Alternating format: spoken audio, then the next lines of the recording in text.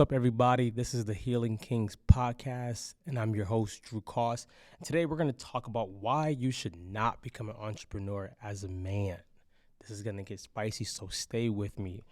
In the course of the episode, I'm going to give you a definition of what I believe an entrepreneur is, and is it better to be an entrepreneur or just work a normal 9 to 5, 8 to 4, whatever hours that you want to work. So let's start off by defining what is an entrepreneur. Entrepreneur is really someone who has a business and the business can run without them always being there or always doing all the work. Immediately, that probably disqualifies most people from being an entrepreneur right there. Right? Being an entrepreneur does not mean you do all the work. That is more so being self-employed. Neither are bad. I'm not here to knock anybody's hustle at all. But being an entrepreneur would more so be, can you leave 90 days and your business still function? If you can't do that, then you're probably not an entrepreneur. You're probably just self-employed. We'll talk about that during the episode, throughout the episode. Working a standard job, it's where you have a boss that you answer to. You get paid by usually the hour or salary based on the work that you do. Right, with working a normal job, you get days off, you get sick days, you get lunch and things like that. You get sometimes bonuses and more. So why am I saying that men shouldn't become entrepreneurs? It's really just clickbait. It's clickbait. You're gonna find out it's really what you want to do. But let me give you the downside of both, and then I'll give you the upside of both. Let's just start off with the normal job. Normal job, right? Downside is you always have to answer to somebody. Downside is you cannot do just what you want to do for long, right? I know people are like, I go to work, I do exactly what I want to do. They're going to listen to me because they need me. Okay, after a while, they're going to probably fire you. Another downside is, let's say your kid has a recital at 1 o'clock p.m. You either have to call out and use some sick time, some PTO time. You don't have the luxury to just go. Okay, what are the downsides of being an entrepreneur? Sometimes if you don't work, you don't eat. Being an entrepreneur, until you have an established business model, sometimes you don't get paid every month. Sometimes you get a really good month, right? Hallelujah. And then sometimes you get a really bad month or 2 months. Being an entrepreneur also, the downside of being an entrepreneur also means tax brackets are different. How you do taxes. There's a lot of liability also. Those are the downsides of both. What are the upsides of both? Being a 9 to 5 person, you do get some sick days, right? You get some days you can call out and you'll still get paid. You get PTO days, you get the union, you get lunch breaks, right? You get a more structured schedule. You punch in at 9, you leave at 5. You take your first break at 10:30, you take lunch at 12. You get more structure, more regiments. You also get to be around people consistently. That's if you like being around people. You get more predictability. Things are predictable more so than none. If you work from home, you get that luxury too, where you can do some errands and chores and stuff like that while still working at home. Upside of being an entrepreneur is, let's say your kid does have that 1 p.m. recital, you can finagle your schedule or you can get there. You also can control your hours. You can control how many hours you work. You can kind of control your pay by how much you're going to be charging, and you have a lot more wiggle room on how you do things. Now, to wrap this part up, both are always your choice, how you function, how you live. I would say if I could give someone, a younger person, one of the options to chase, I would say go work for an entrepreneur in the field that you want to work in. Let's say you wanted to become a top videographer. I would say go work for like a news station. Go work for entrepreneur who has money to pay you, maybe as a videographer. Go work for like your town's like news part. Go work for somebody who's doing what you want to do.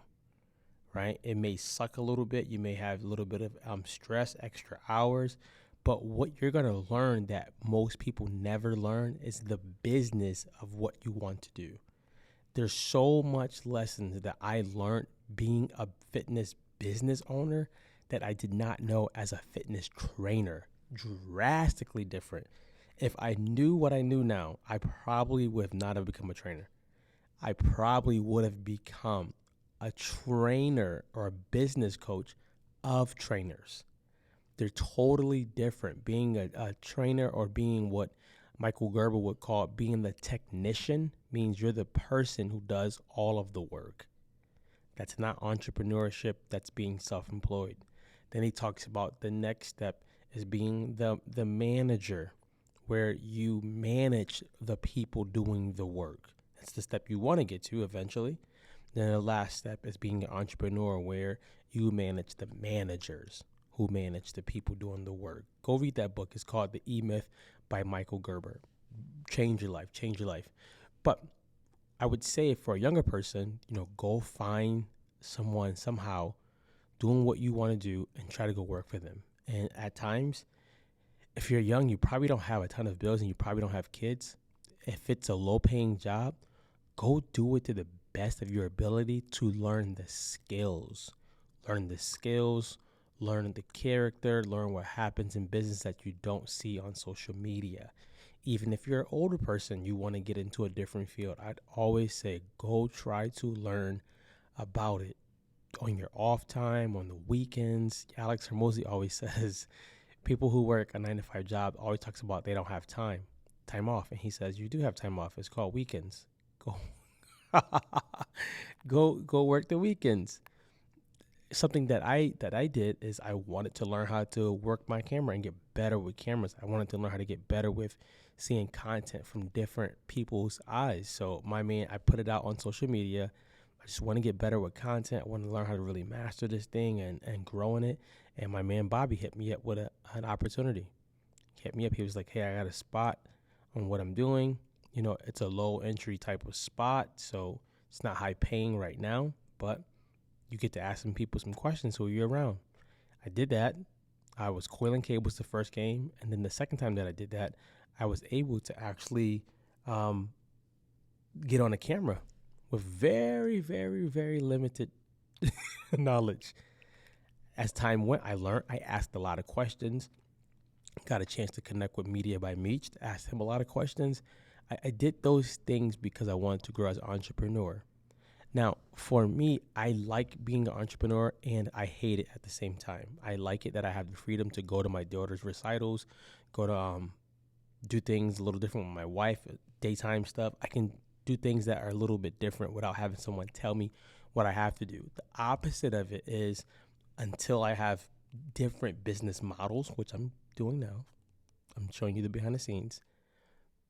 When I don't work, I'm not guaranteed money all the time. That's going to change because I'm doing a lot of online things. Now, for most people, what they don't realize is being an entrepreneur also means that you have to be self-motivated. And you have to also be willing to accept rejection because people are not going to just flock to you because you have an amazing idea. That's not how it works. It's not how it works. People are going to tell you no. People are going to try to dictate what they pay you. And until you have the muscle of resilience, you're going to feel that your idea, your business is not worth it. That's not what it means. It literally just means that people have their own opinions. For somebody who's thinking about becoming an entrepreneur, I would say do these couple things. Number one, think, is this an idea? If this is the idea that I have, is this something that the world needs? Am I good at it? Will people pay me for it? Let's say that again. If you're thinking about starting a business, you want to think about these 3 questions. Number 1, does the world need it? Number 2, am I even good at it? Not just good because your mom told you you're good, but are you good at it? And number 3, will people pay me for it? If people won't pay you for it, it's a hobby. Myron Golden always talks about you don't start a business to do just what you like. You start a business to go fulfill a need. And the bigger need you fill, the more money you can get. The person who has more money, if you solve some of their problems and you obsess of solving their problems, you probably get paid more. So think about those things before you go out and just start a business just because you've always wanted to write a book and you always wanted to be a business person. Save yourself a headache, right? In this episode, I just want to just put that out there. I'll be doing more on this subject, but I just want to put it out there. You can be an entrepreneur, you can be self-employed, you can even work for somebody. All of those are your choices. I just want to give you some knowledge on what is actually happening that you don't see. And this episode is dedicated to a young man in my life. I'll share it with him, but I don't want to share his name, who's struggling with those. And he feels a little bit that just because he has a good idea that people are going to automatically flock to that. I'm telling him the hard truth now is that he doesn't get out there and get discouraged, but that he has some truth so he can get out there and go succeed. And as always, guys, go be great.